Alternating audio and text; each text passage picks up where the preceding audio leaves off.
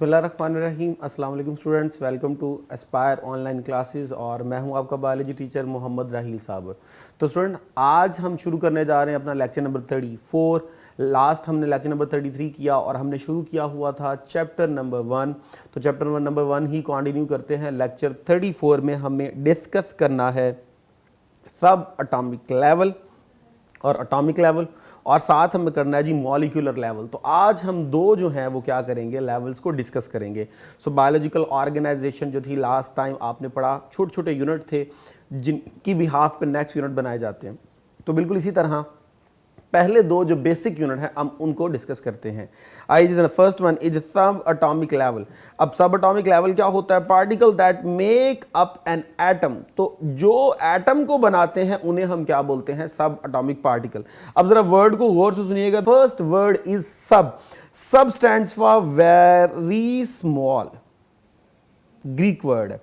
Atomic, atomic, तो सब atomic mean very small from atomic. तो यानी ये वर्ड ही बता रहा है कि यहां पे ऐसी चीजें आएंगी जो एटम से भी बहुत ज्यादा छोटी होंगी। सो डेफिनेटली जब वो एटम से भी बहुत ज्यादा छोटी होंगी तो वो कौन सी होंगी? जो एटम को बना रही हैं। मिसाल के तौर पे इलेक्ट्रॉन हो गया, न्यूट्रॉन हो गया, प्रोटॉन हो गया। आप सबको मालूम है जो इलेक्ट्रॉन होते हैं वो रिवॉल्व करते हैं न्यूक्लियस की सराउंडिंग में। जो प्रोटॉन होता है वो न्यूक्लियस के अंदर होता है, जो न्यूट्रॉन होता है वो भी न्यूक्लियस के अंदर होता है। अब मोर देन 100 जो है ये पार्टिकल्स क्या हो चुके हैं? डिस्कवर हो चुके हैं। तो अगर आप गौर कीजिए, अगर इन पार्टिकल की एग्जिस्टेंस ना होती तो कभी भी आपके पास एक एटॉमिक स्ट्रक्चर ना आता, जो कि बेसिक स्ट्रक्चर है जिससे ऑनवर्ड जो है वो कॉम्प्लेक्स स्ट्रक्चर की तरफ हम चलते हैं।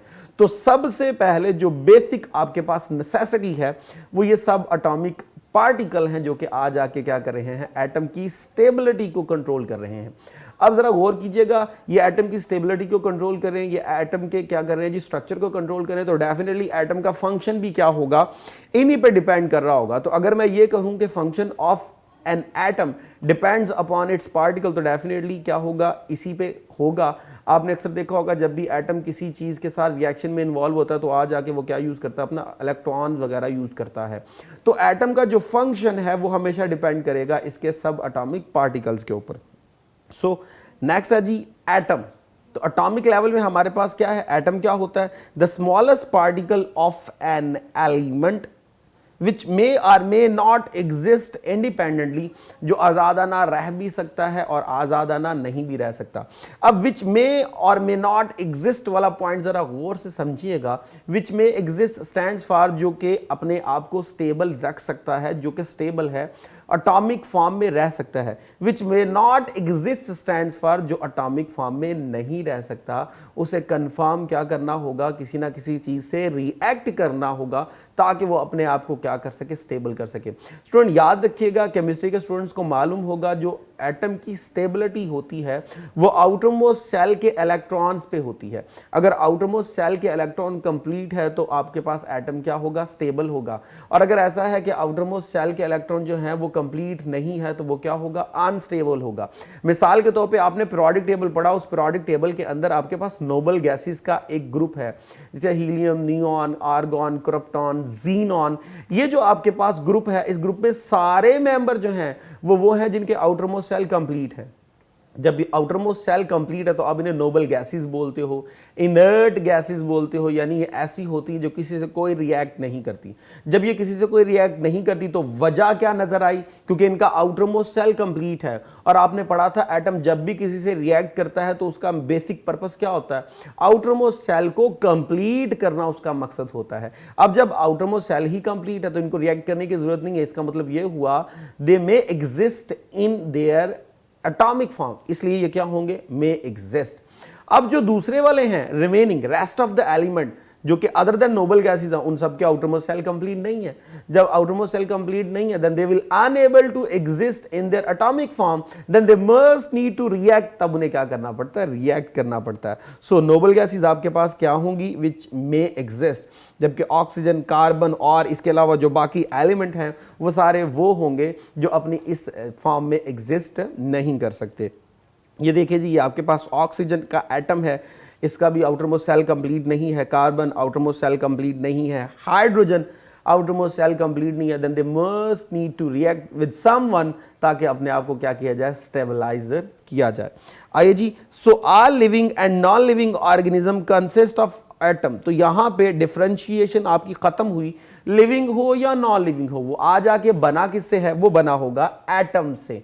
ठीक है जी, तो ये याद रखिएगा आप, जब आप एटम की बात करेंगे तो वो लिविंग में भी होगा, वो नॉन लिविंग में भी होगा, क्योंकि एटम में लाइफ नहीं होती। सो विच कंसिस्ट ऑफ सब एटॉमिक पार्टिकल, और एटम फर्दर किससे मिलकर बना है, सब एटॉमिक पार्टिकल से, यानी इलेक्ट्रॉन से, प्रोटॉन से और न्यूट्रॉन से। आइए जी, नेक्स्ट हम चलते हैं, जो नेक्स्ट लेवल है विच इज मॉलिक्यूलर लेवल। अब मॉलिक्यूलर लेवल जरा गौर से सुनिएगा। The first one is atom combines together to form a molecule. अब देखिए स्टूडेंट, पहले आपने क्या पढ़ा, पहले आपने पढ़ा कि सब एटॉमिक पार्टिकल थे, इलेक्ट्रॉन था, प्रोटॉन था, न्यूट्रॉन था। आपने कहा वो मिले, तो उनके मिलने से हमारे पास क्या रिसीव हुआ, हमारे पास रिसीव हुआ था जी एटम। अब एटम्स के कॉम्बिनेशन को इकट्ठा करिए तो तब आपके पास जो स्ट्रक्चर आएगा वो आपके पास क्या होगा, molecule. So subatomic particle join together to form atom, atoms join together to form molecule. तो मॉलिक्यूल हमारे पास बनेगा by the joining of the atoms. अब जरा गौर कीजिए, जब आपने बात की एटम की तो आपने कहा विच मे और मे नॉट एग्जिस्ट इंडिपेंडेंटली। जो मे एग्जिस्ट थे वो भी आपको बता दिए, जो मे नॉट एग्जिस्ट थे वो भी आपको बता दिए। अब मॉलिक्यूलर लेवल में जब हम आते हैं तो देखिए ना, एटम हमारे पास विच मे नॉट एग्जिस्ट, अब जो एग्जिस्ट नहीं कर सकते थे उन्होंने आपस में क्या करना शुरू किया, रिएक्ट करना शुरू किया। और क्यों, ताकि उनके आउटरमोस्ट सेल को क्या किया जाए, कंप्लीट। अब जब एटम्स जुड़ेंगे, जुड़ना स्टेबल फॉर्म में ले जाएगा। अब वो जो स्टेबल फॉर्म है वो कौन सी है, मॉलिक्यूलर लेवल। तो इसका मतलब ये हुआ कि जो मॉलिक्यूलर लेवल है वो क्या होता है, वो एक स्टेबल स्ट्रक्चर होता है। तो stable structure of the element, तो एलिमेंट का जो स्टेबल स्ट्रक्चर है वो हमारे पास मॉलिक्यूल है। क्यों, क्योंकि यहां पे एटम जुड़े थे और एटम्स के जुड़ने का मेन मकसद क्या था, आउटरमोस्ट सेल को कंप्लीट किया जाए। और आउटरमोस्ट सेल को कंप्लीट करने का मेन मकसद क्या है, ताकि वो अपने अंदर क्या लेके आए, स्टेबिलिटी लेके आए। अब जब आपने कहा molecule is the combination of the atoms, तो इसका मतलब ये हुआ कि एटम अपने आप को स्टेबलाइज करने के लिए मॉलिक्यूलर स्टेट में चले गए। तो मॉलिक्यूल आपके पास एक क्या बन गया, एक स्टेबल स्ट्रक्चर बन गया। सो मे एग्जिस्ट इंडिपेंडेंटली, तो एटम्स के अंदर आपने कंडीशन लगाई थी मे और मे नॉट एग्जिस्ट इंडिपेंडेंटली। लेकिन यहां जब आपने एटम्स के कॉम्बिनेशन को इकट्ठा कर लिया और एटम्स के आउटरमोस्ट सेल कंप्लीट हो गए बाय ज्वाइनिंग ईच अदर, तो डेफिनेटली क्या होगा, वो इंडिपेंडेंटली एग्जिस्ट कर सकते हैं in their free state. So atoms in molecule में सेम और डिफरेंट, तो ऐसा भी हो सकता है कि मॉलिक्यूल जो आपके पास बना है उसके अंदर पाए जाने वाले एटम आपस में क्या हो, सेम। ऐसा भी हो सकता है कि जो मॉलिक्यूल आपके पास बना उसमें डिफरेंट क्या हो, एटम। मिसाल के तौर पे ऑक्सीजन, ये आपके पास, ओजोन, ये आपके पास कौन होंगे, जिनमें सेम एटम होते हैं। मिसाल के तौर पे वाटर जो है ये वो होते हैं जिनमें डिफरेंट एटम होते हैं। देखिए जी, ये मेरे पास O2 है तो 2 एटम है ऑक्सीजन के, ये मेरे पास O3 है तो 3 ही एटम है लेकिन ऑक्सीजन के। तो अगर सेम एटम अगर आपस में जुड़ रहे हो तब आपके पास जो स्ट्रक्चर बनता है वो आपके पास क्या होगा जी, मॉलिक्यूल होगा, लेकिन वो क्या होगा, सेम एटम वाला। ऐसा भी तो हो सकता है डिफरेंट मिल रहे हो। मिसाल के तौर पे देखिए जी, ये आपके पास 2 हाइड्रोजन है और ये एक ऑक्सीजन है, दोनों के मिलने से आपके पास एक स्टेबल स्ट्रक्चर बना जो कि क्या है, वाटर। अब वाटर एग्जाम्पल है हमारे पास किसकी, मॉलिक्यूल की। और चेक कीजिए ये मॉलिक्यूल बना है by the combination of the 3 atoms. तो ये आपके पास ट्राई एटॉमिक मॉलिक्यूल हो गया, लेकिन वो जो एटम्स हैं वो क्या है, डिफरेंट। तो मॉलिक्यूल आपके पास ऐसा भी हो सकता है जिसके एटम्स क्या हो, सेम हो, ऐसा भी हो सकता है जिसके एटम क्या हो, डिफरेंट हो, लेकिन उनके जुड़ने की मेन वजह क्या है, आउटरमोस्ट शेल कंप्लीट करना और अपने आप को स्टेबलाइज करना। सो आइए जी, नेक्स्ट देखते हैं बायोलॉजिकल मॉलिक्यूल्स में। तो molecules present in the living organism, अब जो आपकी बॉडी में होंगे मॉलिक्यूल्स उन्हें हम क्या बोलते हैं, उन्हें हम बोलते हैं बायोलॉजिकल मॉलिक्यूल्स। अगर आपको लास्ट लेक्चर याद हो तो वहां हमने बायो एलिमेंट्स पढ़े थे। आपने पढ़ा था कि हमारी बॉडी में 16 एलिमेंट्स हैं जो हमारी बॉडी को बना रहे हैं। अब वो जो 16 एलिमेंट है, क्या आपको लगता है कि वो 16 के 16 एलिमेंट बिल्कुल फ्री स्टेट में है? कभी भी नहीं, क्योंकि अभी आपने पढ़ा था कि एटम कभी भी फ्री स्टेट में एग्जिस्ट नहीं करता, स्वाय नोबल गैसेस के। तो उन 16 में नोबल गैस नहीं थी, तो इसका मतलब जो बाकी 16 हैं वो स्टेबल नहीं है, उनको कहीं ना कहीं क्या करना पड़ेगा, रिएक्ट करना पड़ेगा ताकि अपने आप को स्टेबलाइज कर सकें। तो हमारी बॉडी में वो जो 16 एलिमेंट हैं वो कभी भी अपनी एटॉमिक फॉर्म में नहीं होते, तो इसका मतलब कभी भी वो हमारी बॉडी में स्टेबलाइज नहीं होंगे। Then they must need to react with each other. अब जरूरत है वो आपस में एक दूसरे से क्या करें, रिएक्ट करें, ताकि क्या कर सकें, एक स्टेबल स्ट्रक्चर बना सकें, यानी मॉलिक्यूल बना सकें। तो हमारी बॉडी वो जो 16 एलिमेंट से मिलकर बनी है, वो 16 एलिमेंट आज आके मॉलिक्यूलर स्टेट में हमारी बॉडी में क्या करते हैं, एग्जिस्ट करते हैं। सो ऑर्गेनिज्म कंटेन बायो एलिमेंट्स, तो डेफिनेटली हम बात कर चुके हैं, और ये थे हमारे पास 16 बायो एलिमेंट। अब ये क्या होगा, which do not exist in atomic form, तो डेफिनेटली वो जो 16 एटम है वो हमारी बॉडी में एटॉमिक फॉर्म में नहीं है। Instead they join together to form biological molecule. अब वो आपस में जुड़ेंगे तो क्या बनेगा जी, मॉलिक्यूल बनेगा। अब डेफिनेटली वो मॉलिक्यूल चूंकि हमारी बॉडी के अंदर हैं, that's why we call them biological molecule. तो ये जो 16 एलिमेंट है ये हमारी बॉडी में आ जाके मॉलिक्यूलर स्टेट में होंगे। मिसाल के तौर पे वाटर, तो चलो जरा चेक कीजिए वाटर में है क्या, H2O, तो चेक कर लीजिए, हाइड्रोजन शामिल हो गई और ऑक्सीजन। तो 16 बायो एलिमेंट में 2 एलिमेंट यहां इन्वॉल्व हो गए, तो चेक कीजिए ये दोनों आपस में जुड़ के एक स्टेबल स्ट्रक्चर बना रहे हैं, मॉलिक्यूल बना रहे हैं। आइए जरा कार्बोहाइड्रेट में आते हैं, तो कार्बोहाइड्रेट में शायद आपने मैट्रिक लेवल में पढ़ा हो, इसमें कार्बन होता है, हाइड्रोजन होता है, ऑक्सीजन होता है। चैप्टर 2 के अंदर ये बात है भी।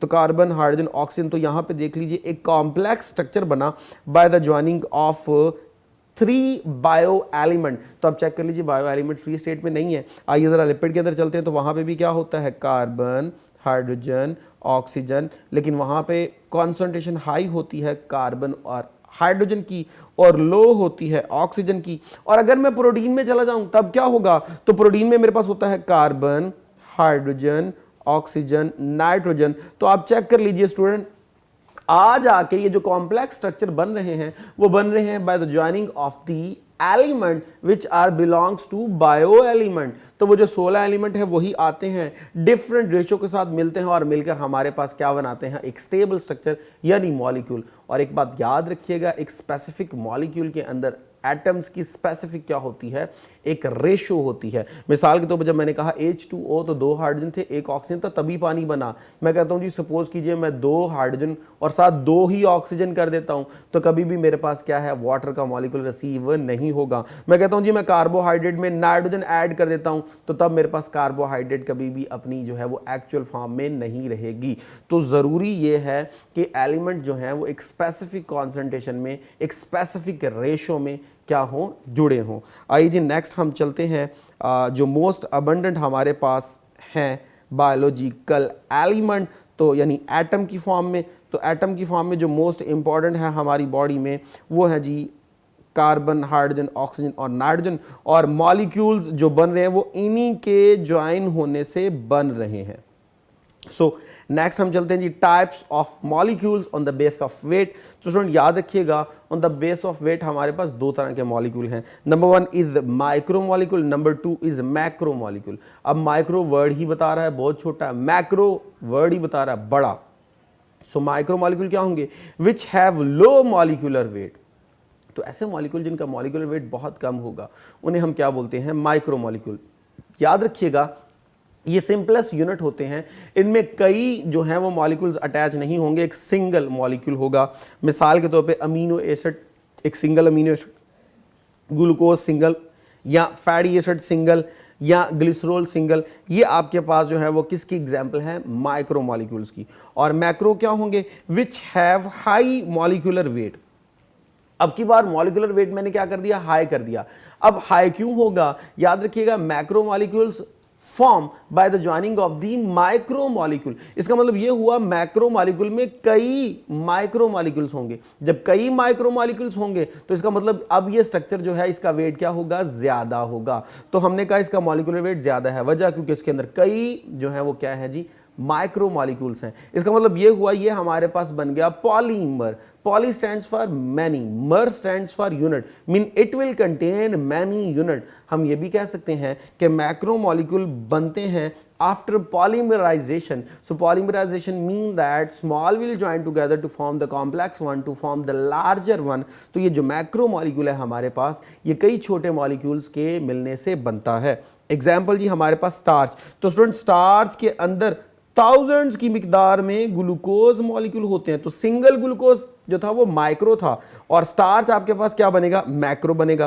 प्रोटीन, प्रोटीन बनती है bye the joining of many amino acid. तो स्टूडेंट एक अमीनो एसिड बाय नेचर था माइक्रो, अब कई इकट्ठे हो गए तो अब आपके पास क्या बन गया, macro. Glycogen, glycogen also form by the joining of the glucose, तो ये भी आपके पास क्या हो गया, macro. Lipid, lipid form by the joining of fatty acid और glycerol.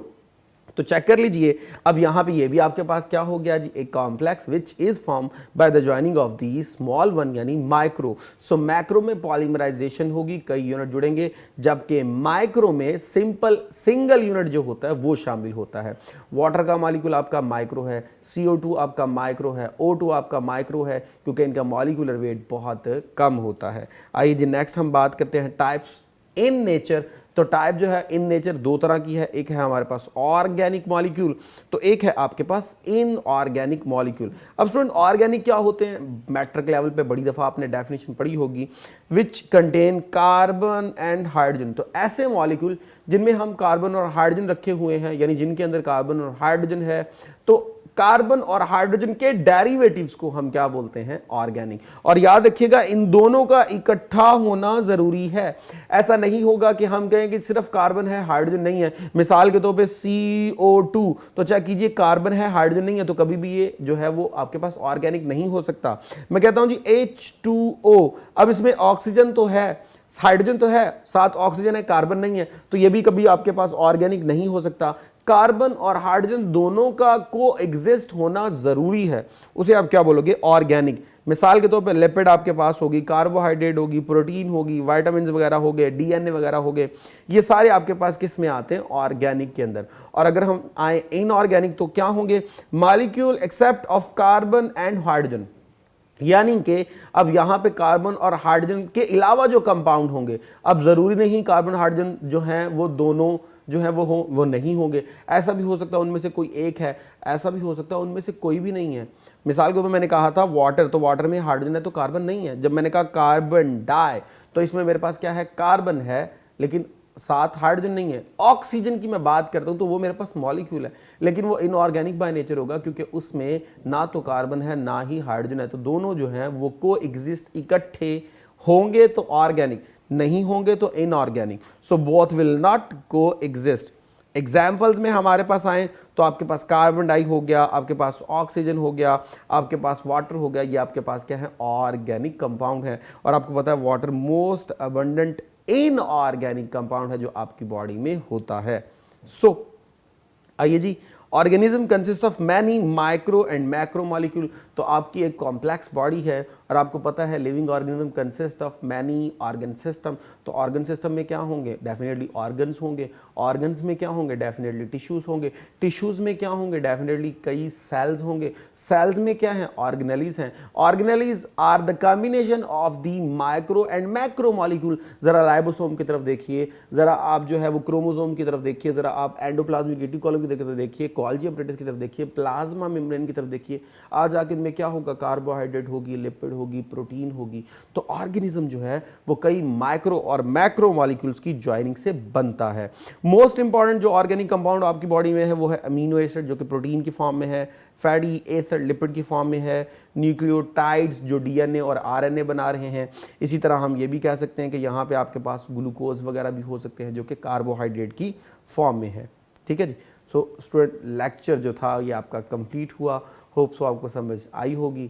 Thank you very much. अल्लाह हाफिज़।